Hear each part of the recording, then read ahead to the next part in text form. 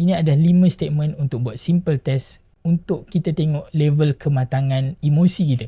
Kebanyakan benda yang kita tengok tersebar dekat social media sekarang tentang rumah tangga, tak puas hati dengan majikan, tak puas hati dengan pekerja, semua tu adalah disebabkan level kematangan emosi kita. Nombor 1, kita tak perlu menang semua argument.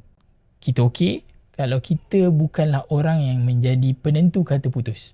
Nombor 2, kita tak lagi mengejar orang yang tidak menunjukkan respect kepada diri kita. Nombor 3, kita boleh mengaku kita salah tanpa kita perlu memberi alasan ataupun attack orang lain tentang kesalahan yang kita buat. Nombor 4, kita boleh meraihkan kejayaan orang lain, kawan-kawan, family, walaupun sebenarnya kita sendiri belum berada di tahap yang kita consider kita ni berjaya. Nombor 5, kita berhenti mengubah orang lain yang tak nak berubah. Daripada 5 statement ni, berapa per 5 yang korang boleh cakap yes tentang statement tu? Cuba komen dekat bawah.